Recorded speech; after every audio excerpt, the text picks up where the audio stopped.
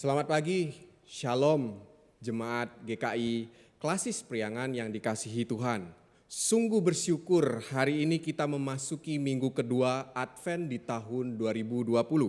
Sebelum kita memulai ibadah pada pagi hari ini, marilah kita menundukkan, mempersiapkan hati dan pikiran kita kepada Tuhan.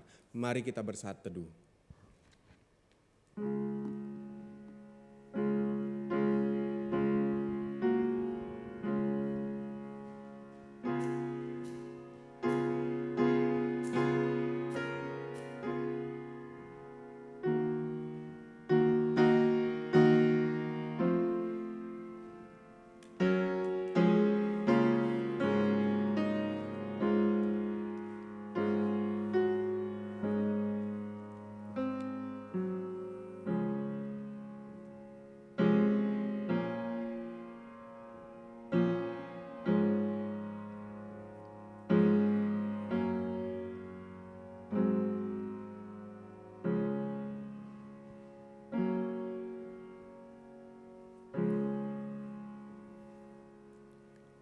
Bersyukurlah kepada Tuhan sebab Ia baik, bahwasannya untuk selama-lamanya kasih setianya.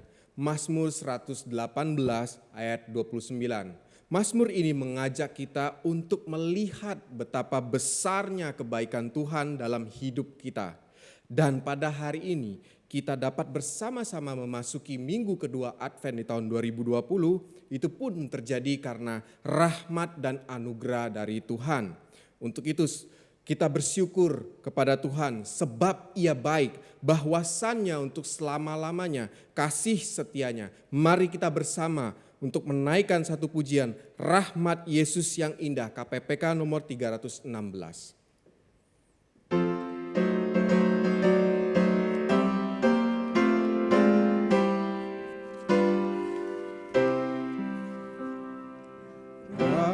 Yesus yang indah, hapuskan dosaku,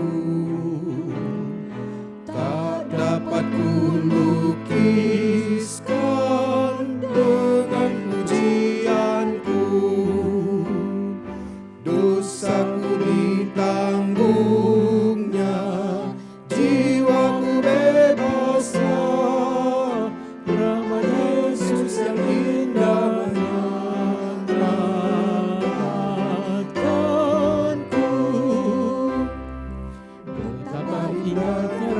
Yesus lebih dalam dari samudra, yang teramat tinggi dan teramat indah, anugerahnya cukup bagiku, melebihi segala celaku, lebih besar dari dosaku. Oh, puji nama Yesus yang berhina, pujilah Yesus 奇妙的救恩，领导世上之人，借救恩我罪得赦，并拯救我灵魂，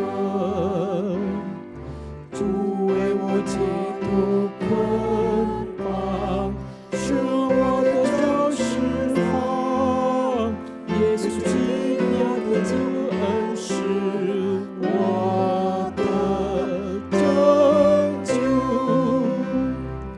主耶稣奇妙无别的救恩，胜过波涛滚滚的海洋，高过最高山岭，美过最美泉源，奇妙救恩足够我数，活过我一生所行的过犯，大过我一切罪过习气，我要主演主生命，我要赞美主生命。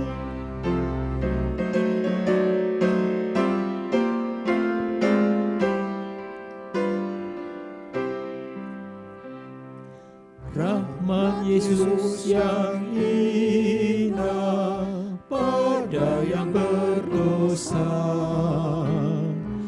Bersandarkan kuasa-Nya, ku jadi miliknya. Ku diberi santosanya dan berkat yang kekal. Nama Yesus yang indah menyelamatkanku.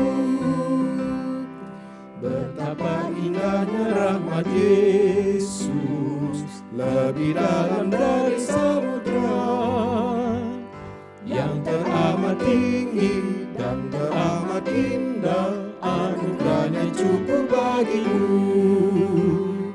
melebihi segala celaku, lebih besar dari dosaku. Oh, puji nama Yesus yang terindah, pujilah. Tolongan kita adalah dalam nama Tuhan yang menjadikan langit dan bumi. Kasih karunia dan damai sejahtera dari Allah Bapa kita dan Tuhan Yesus Kristus menyertai kita sekalian.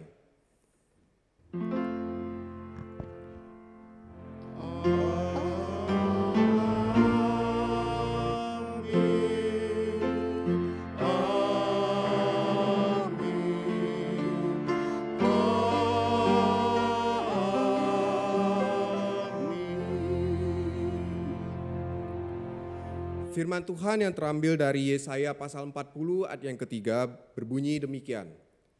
Ada suara yang berseru-seru, persiapkanlah di padang gurun jalan untuk Tuhan. Luruskanlah di padang belantara jalan raya bagi Allah kita. Seruan Yesaya untuk mempersiapkan diri ini kemudian digenapkan oleh Yohanes Pembaptis. Ketika Tuhan Yesus Kristus meninggalkan sorga mulia dan datang ke dunia. Tetapi hari ini mari kita mempersiapkan diri kita sebaik-baiknya dalam memperingati kedatangannya yang besar dan akbar. Meninggalkan sorga mulia untuk menebus setiap dosa daripada kita. Mari kita bersama menaikkan pujian KPPK nomor 89, Kau telah tinggalkan sorga mulia.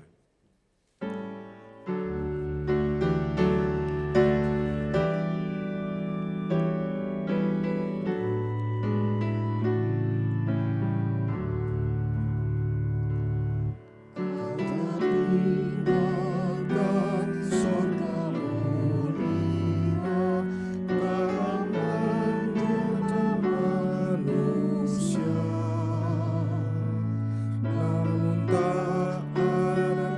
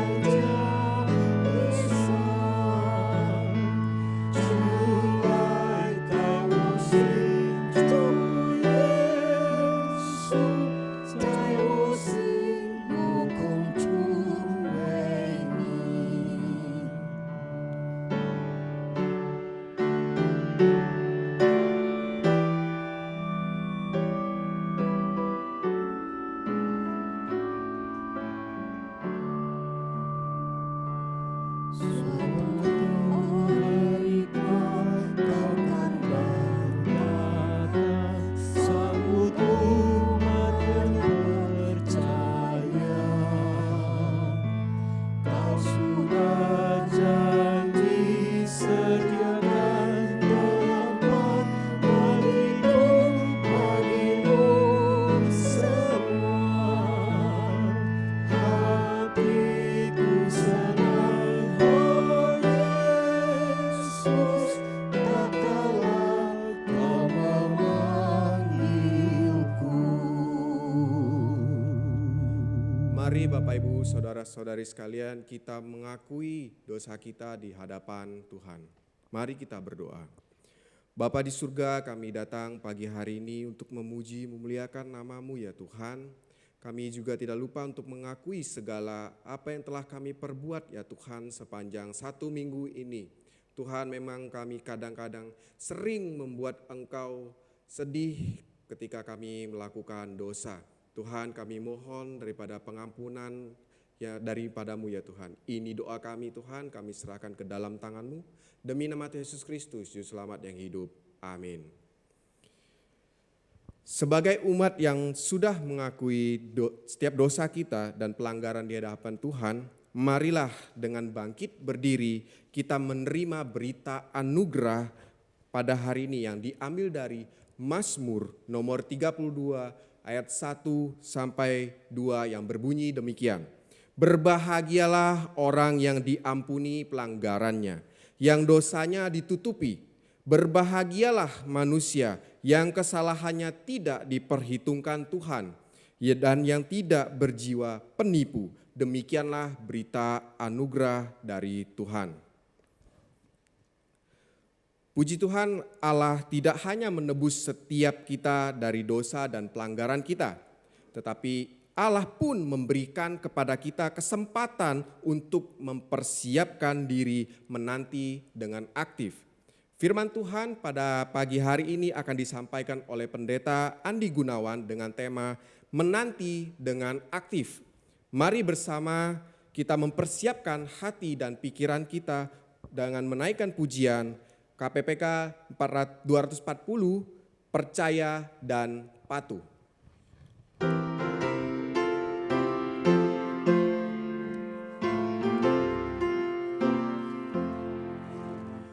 Bersama Tuhanku dalam terang firman-Nya, Dia yang menyinari jalanku.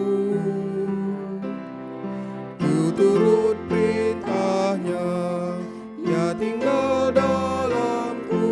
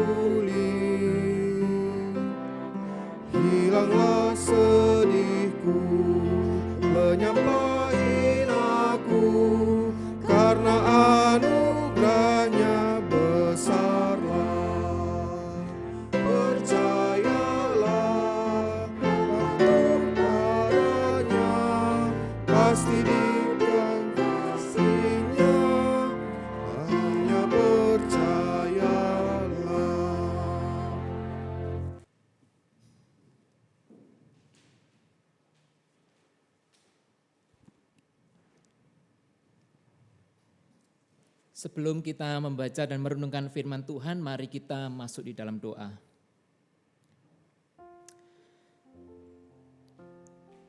Terima kasih Tuhan untuk anugerah-Mu, sehingga kami boleh sampai di penghujung tahun 2020, memasuki bulan Desember. Dan pada hari ini Tuhan, kami mohon kiranya pencerahan dari-Mu selalu datang mengalir, dan hati kami pun terbuka untuk menerima pencerahan dari-Mu Tuhan. Seperti pada hari ini Tuhan, kami membuka hati kami, pikiran kami, menerima pengajaran dan pelajaran untuk membuat kami lebih dekat kepadamu dan lebih dewasa dan lebih siap untuk menantikan kedatangan-Mu yang kedua kali. Ini doa kami Tuhan, dan ketika kami mendengarkan firman-Mu, kiranya Roh Kudus bekerja. Dalam nama Tuhan kami Yesus Kristus kami berdoa. Amin. Firman Tuhan hari ini diambil dari Markus pasal yang pertama, ayat yang pertama hingga ayat ke-8. Saya akan bacakan dalam bahasa Indonesia dan ada teks Mandarinnya, silakan saudara bisa mengikutinya. Inilah permulaan Injil tentang Yesus Kristus anak Allah, seperti ada tertulis dalam kitab Nabi Yesaya. Lihatlah, aku menyuruh utusanku mendahului engkau, dia akan mempersiapkan jalan bagimu. Ada suara yang berseru-seru di padang gurun, persiapkanlah jalan untuk Tuhan, luruskanlah jalan baginya. Demikianlah Yohanes Pembaptis tampil di padang gurun dan menyerukan, bertobatlah dan berilah dirimu dibaptis, dan Allah akan mengampuni dosamu.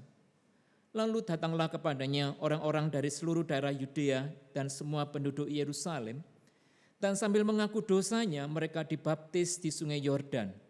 Yohanes memakai jubah bulu unta dan ikat pinggang kulit, dan makanannya belalang dan madu hutan. Dan inilah yang diberitakannya, sesudah aku akan datang dia yang lebih berkuasa daripadaku. Membungkuk dan membuka tali kasutnya pun aku tidak layak. Aku membaptis kamu dengan air, tetapi ia akan membaptis kamu dengan Roh Kudus. Demikianlah firman Tuhan. Yang berbahagia adalah setiap kita yang membaca, memelihara firman Tuhan di dalam kehidupan sehari-hari. Maranatha. Maranatha, Maranatha, Maranatha.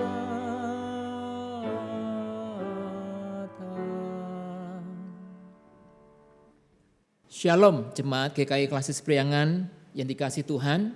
百良安区的众会众们，大家平安。 Hari ini kita patut bersyukur kita bisa memasuki bulan Desember di tahun 2020 ini. 我们非常感恩，我们今天可以进入到2020年的12月。 Dan hari ini kita masih memperingati atau mengingat tentang penantian kedatangan Kristus yang kedua kali, Minggu 而今天 Adventus. 呢，我们再一次可以回想主耶稣降临的这个降临节的第2周。 Dan di minggu yang Advent kedua ini kita disambut dengan sebuah tema menanti dengan aktif. 在降临节的第2周呢，有一个主题迎接着我们，就是积极的等待。 Nah saudaraku, pekerjaan menunggu atau menanti ini adalah pekerjaan yang membosankan. 那弟兄姐妹们，等待的工作呢，是一个很烦恼的工作。 Semakin lama kita menunggu, semakin gak jelas biasanya. 一般我们等得越久，就越不清楚。 Misalnya kita dijanjikan akan datang panggilan wawancara kerja, tapi tunggu gak datang-datang juga wawancara kerja itu. 比如说，我们要等待着面试的护照，但是等了已久还是没有护照。 Atau kita menunggu kita diberikan tanggung jawab yang lebih besar, tapi ternyata tanggung jawab kita kecil-kecil terus. 或者我们等待着有人要给我们更大的责任，但是等了好久还是小小的责任。 Nah saya kira satu tips saudara supaya kita itu nggak merasa menunggu, tips dari saya adalah jangan menunggu.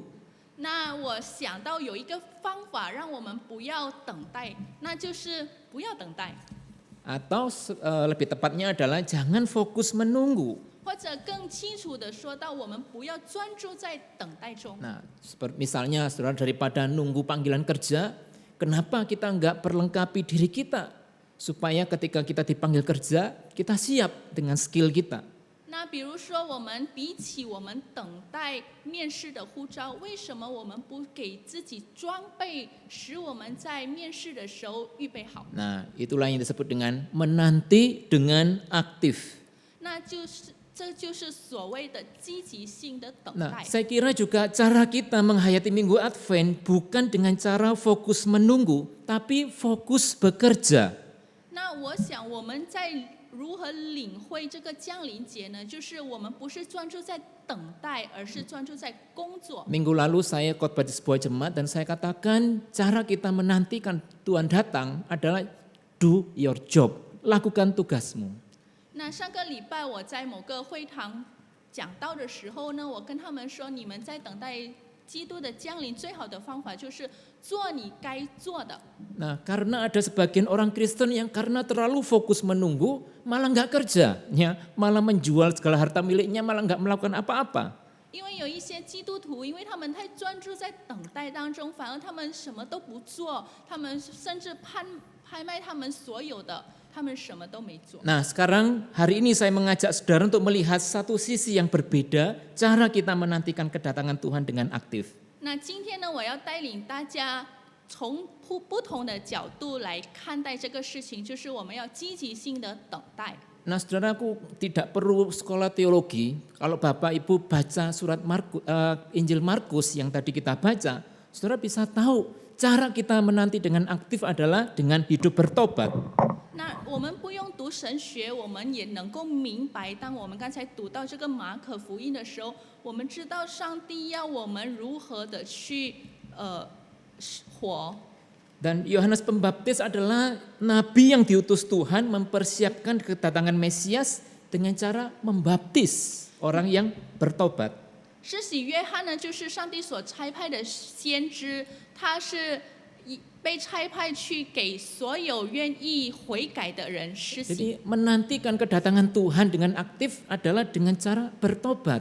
那我们积极的等待上帝的到来的方法，就是要悔改， Sesederhana itu saudara sebenarnya. 就是这么简单。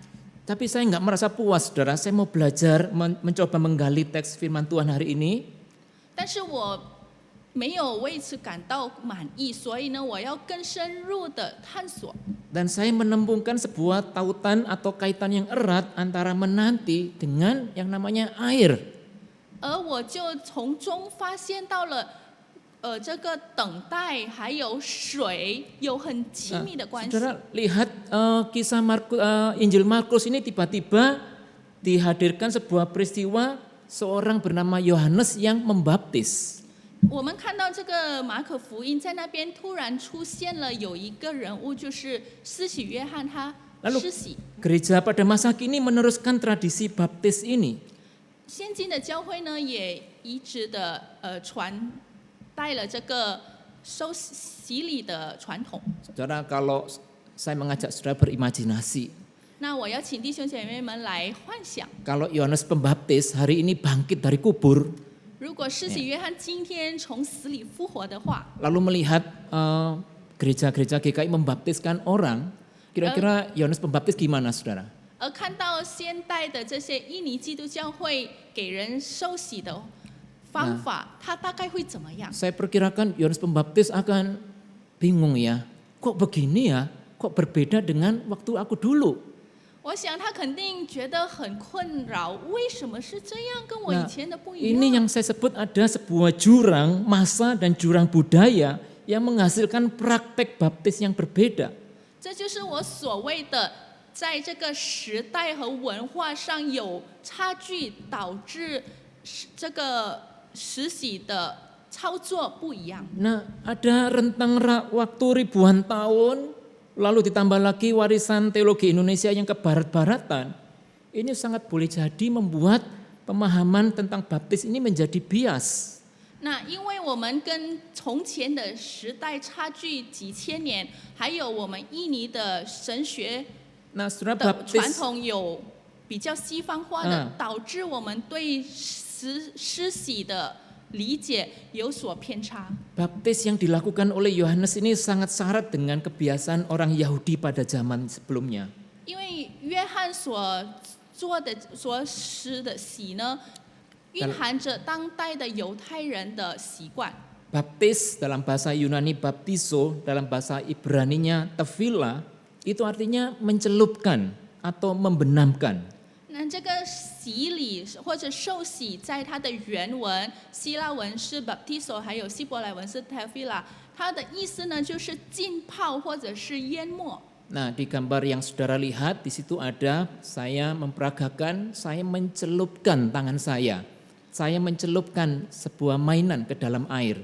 那如果你们看到的那个图片上呢，我将我的手浸泡在水里，我把玩具泡在水里。 Nah, itu artinya saya membaptiskan tangan saya membaptiskan mainan anak saya.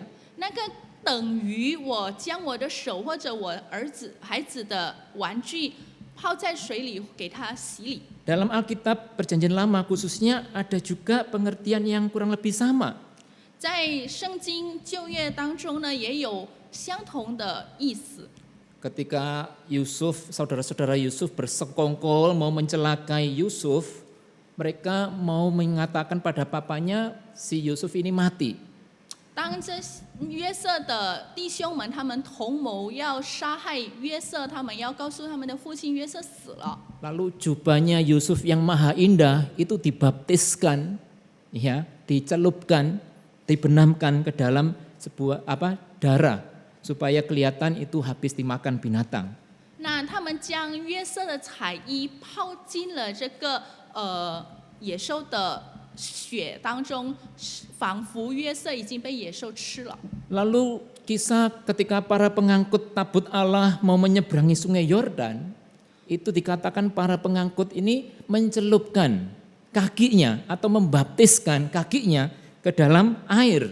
或者说到那些抬约柜的人，当他们要过约旦河的时候呢，他们的脚进入水中，也可以说他们的脚受了洗。 Masih banyak lagi yang lain, saya nggak sebutkan satu demi satu, saudara. 还有各种各样的例证，我没有一一的说明。 Nah, kata tefila ini kemudian dipakai dalam ritual ibadah, dalam penyucian umat Tuhan ketika mereka sedang najis atau sedang tidak tahir.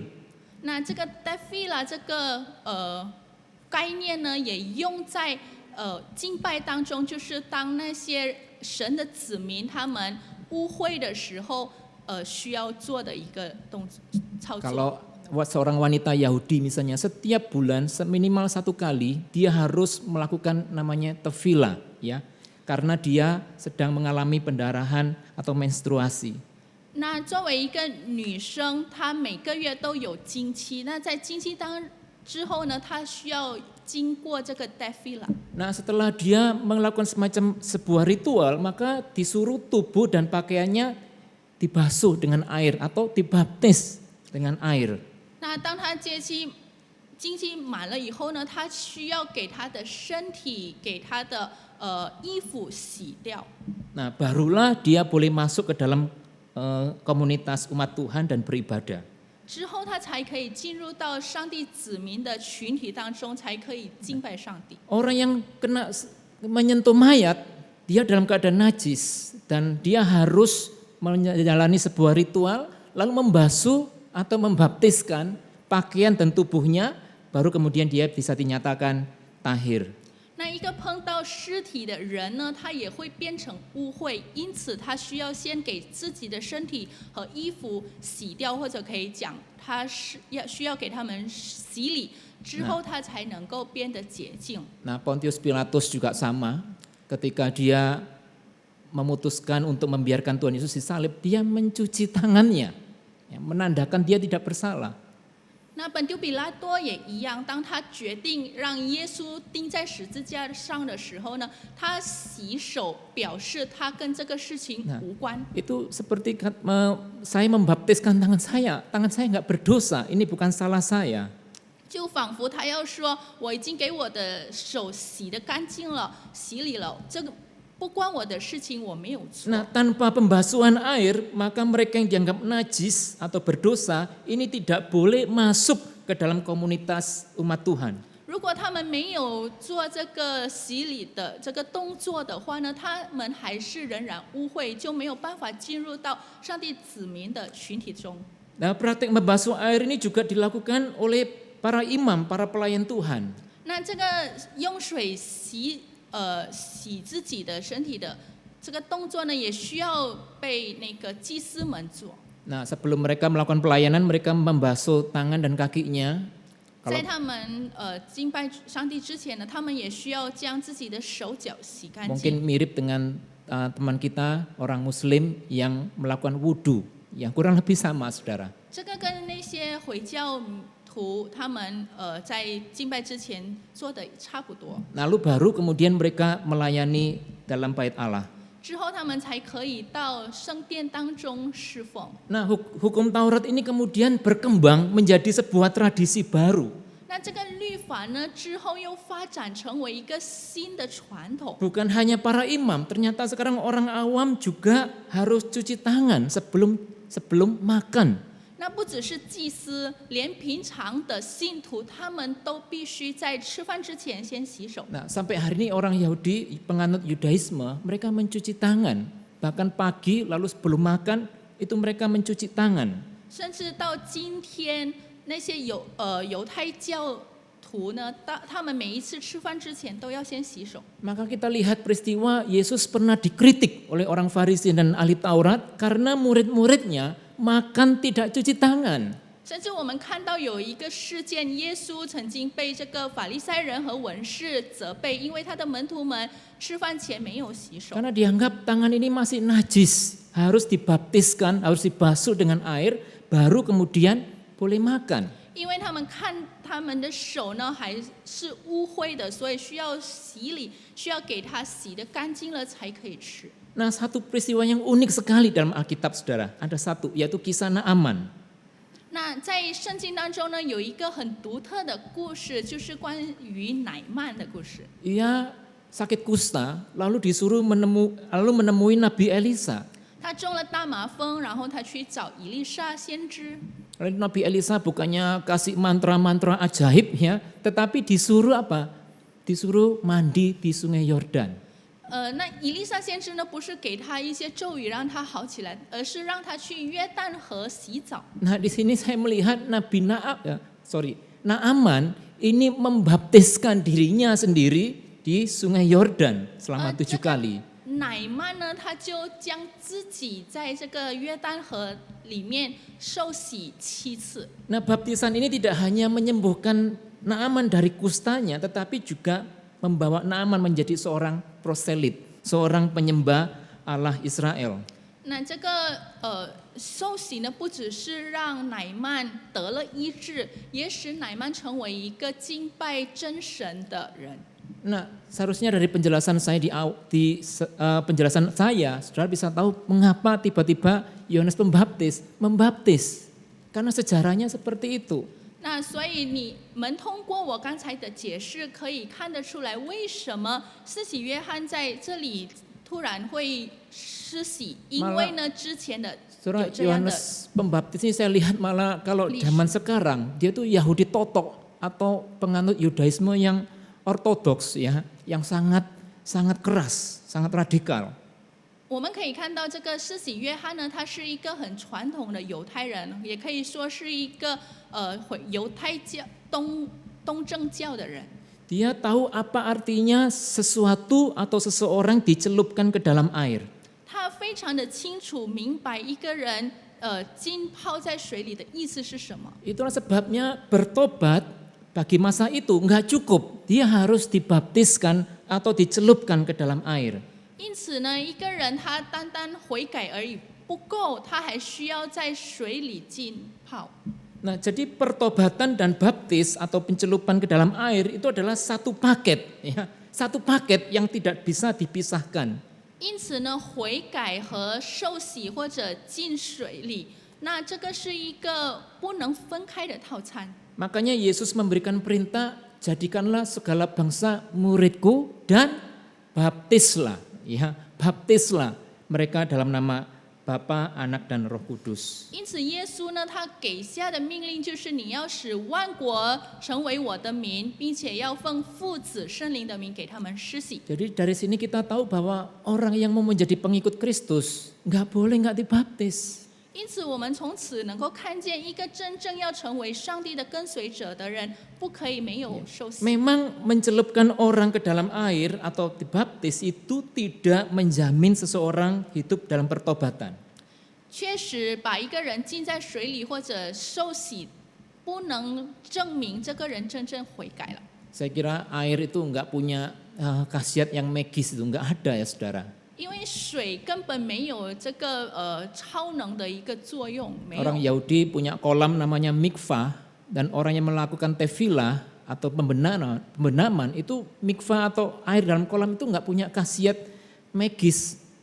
那犹太人他们有那个池在那边密法，他们将这些人在那边施洗，但是那个水根本没有超能的作用。 Jadi nggak ada hubungannya dengan air yang dicelupin batunya Ponari itu saudaranya. Yang katanya kalau airnya dicelupin batunya itu kemudian menjadi punya khasiat menyembuhkan. Nggak ada saudara sebenarnya.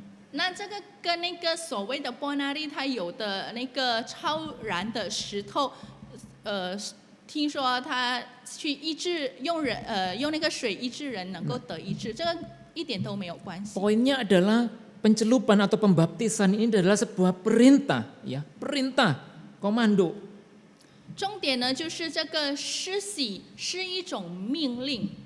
Nah, selain itu selain karena perintah, saudara, manusia itu butuh sesuatu yang bisa dilihat dengan matanya, bisa didengar, bisa diraba untuk meneguhkan sesuatu yang enggak kelihatan.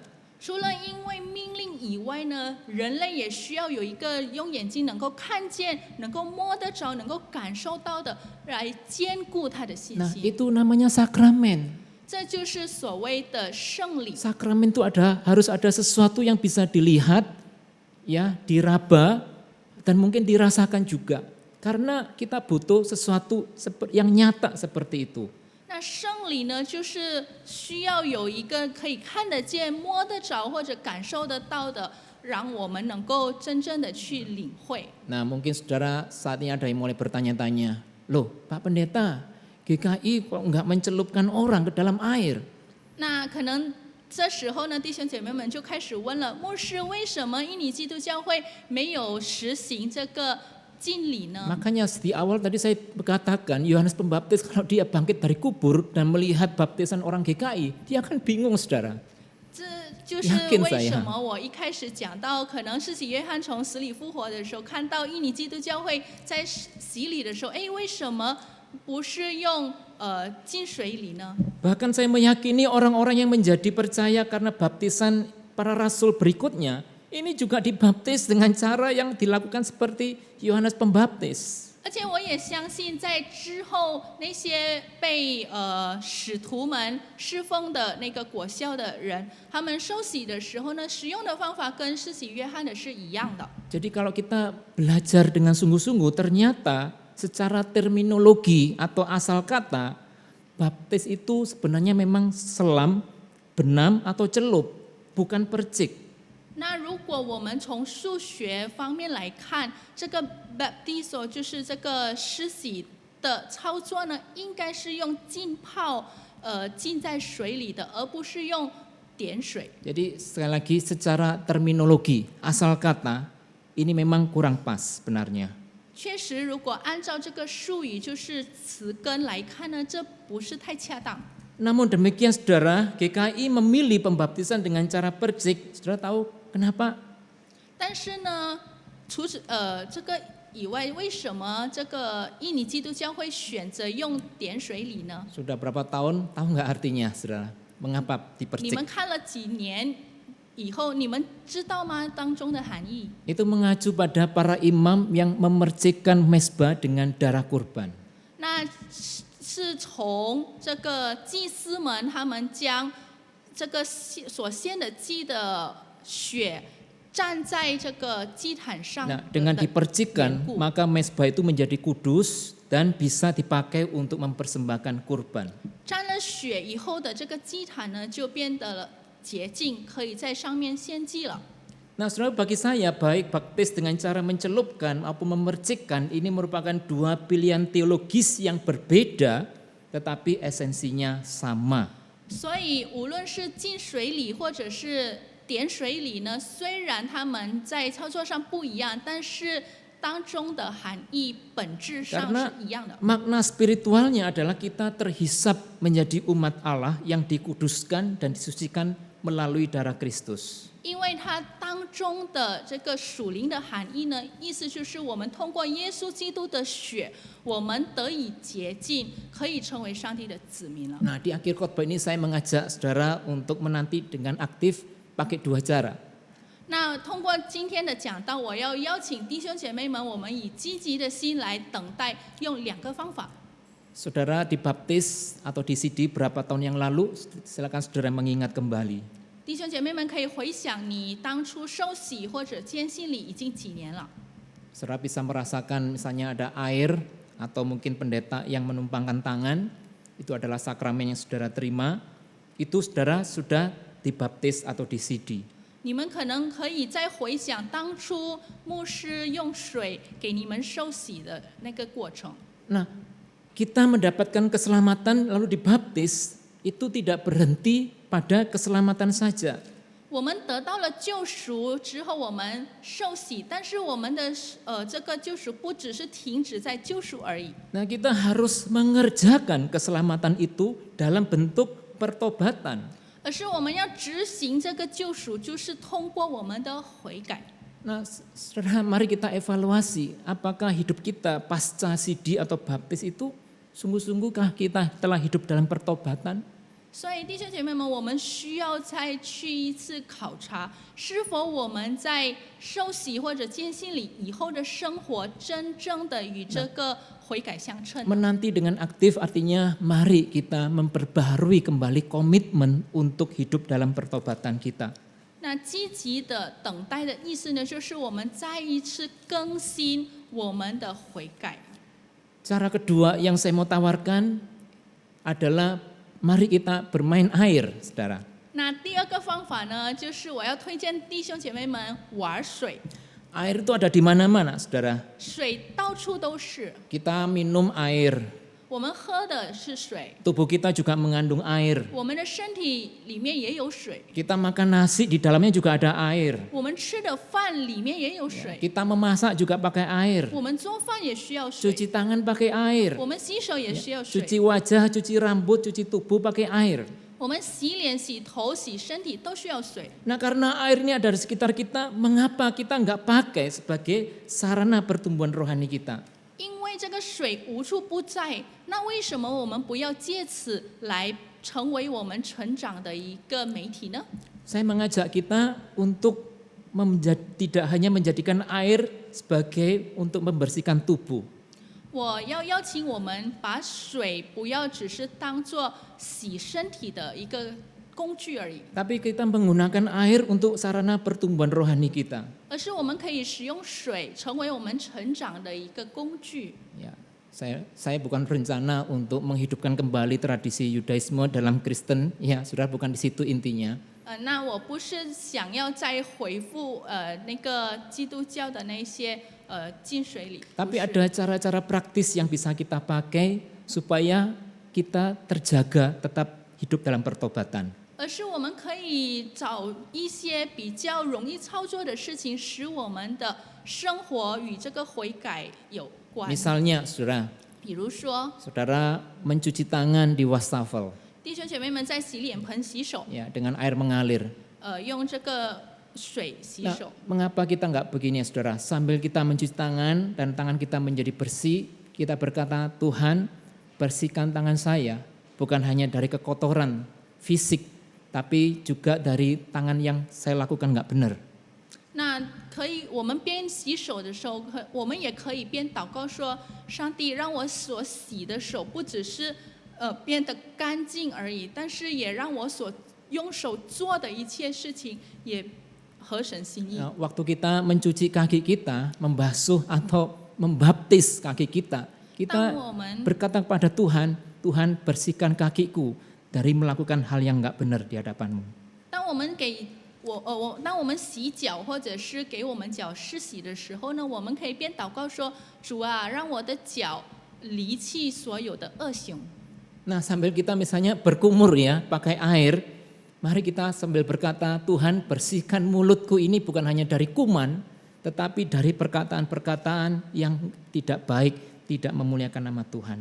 那当我们用水漱口的时候呢，我们也可以向上帝祈求说：主啊，不只是让这个水不只是来清洗我嘴里的那些细菌，但是也让我的嘴远离那些不好的言语。 Nah, selama saya mempersiapkan khotbah ini, saya melakukan, saudara, saya mencoba melakukan hal tersebut. 那在我预备这个讲道当中呢，我也尝试去这样做。 Ini menjadi semacam ritual yang baru bagi saya. 那这个呢，对我来说成为一个新的传统。 Tetapi ini bukan hanya sekedar ritual, tetapi berlanjut pada sebuah kehidupan yang konsisten dengan ritual itu. 但是这个不只是成为一个传统或者礼仪，而是导致让我们的生命呢跟这个礼仪有一贯性。 Lakukan hal ini dengan setiap hari. Inilah cara praktis kita menantikan Tuhan dengan aktif. 我们要每一天这样实行，这样的话呢，我们就可以积极性的去等待。 Tuhan memberkati kita. 上帝祝福大家， Amin. 阿门。 Mari kita masuk dalam doa.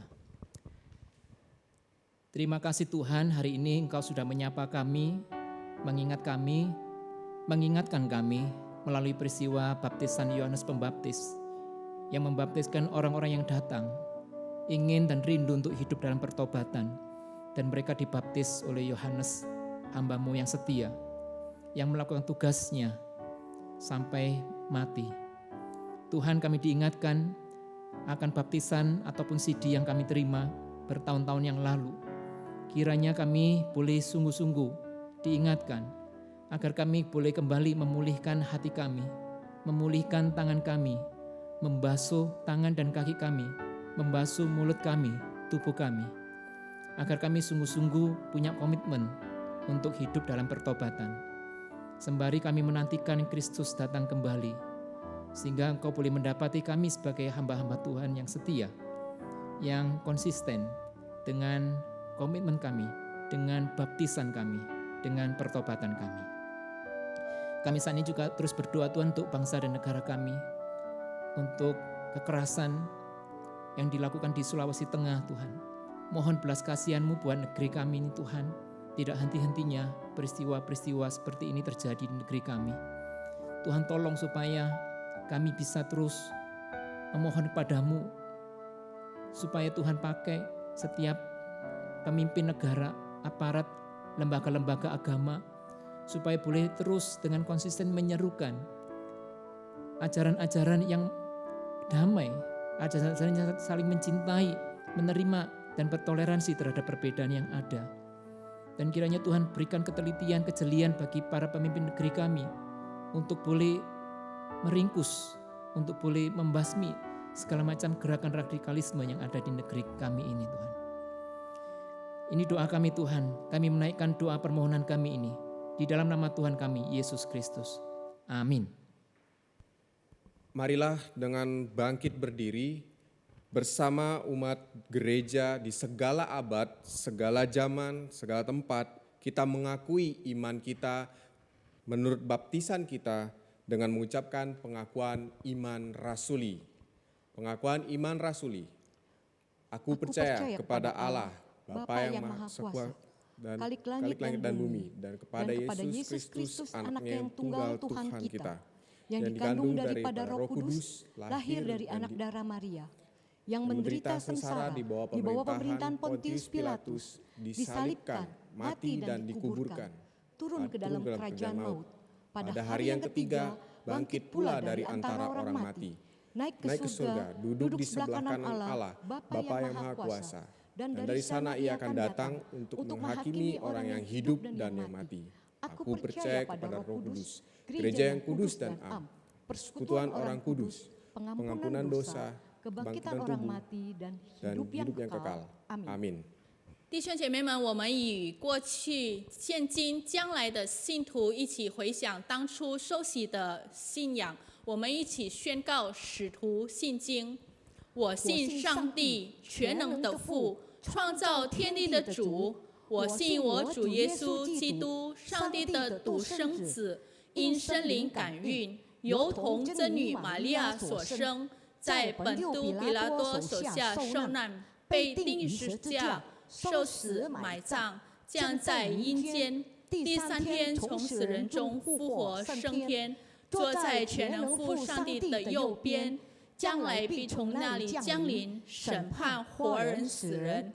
我信圣灵，我信圣而公的教会，我信圣徒相通，我信罪的赦免，我信身体复活，我信永生。阿门。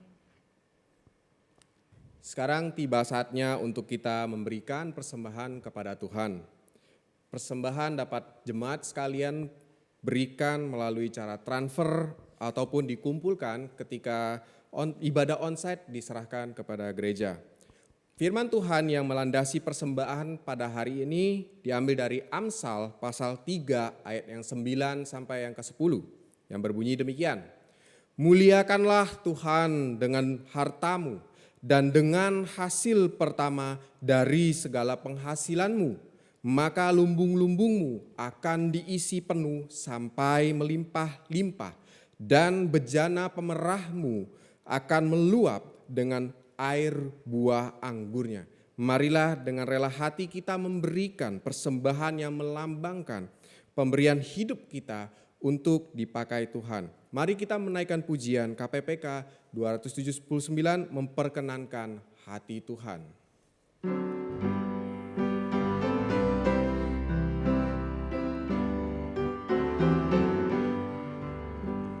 Ku tak mau hidup percuma, tiada hasilnya. Tolong puji ya Tuhan, gunakan tiap waktu menyenangkan hati Tuhan. Inilah doaku, asal Tuhan kuatkan, ku mau setia selalu.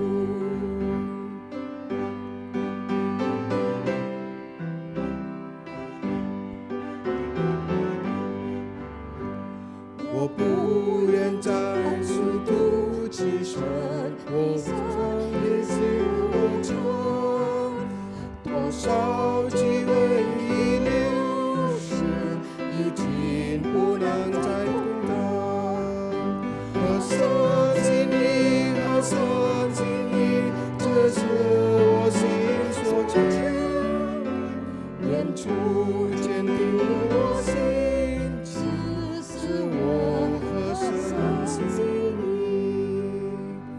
Mari kita berdoa.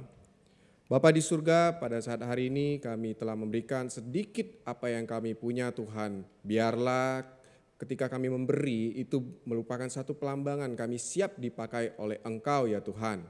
Tuhan, meskipun kami memberinya mungkin tidak dalam jumlah yang banyak, biarlah itu dapat memperluas kerajaan-Mu di dunia ini ya Tuhan. Tuhan, ini doa kami serahkan persembahan kami ke dalam tangan-Mu Tuhan, kami serahkan kepadamu, ini doa kami. Demi nama Yesus Kristus, Juru Selamat yang hidup. Amin.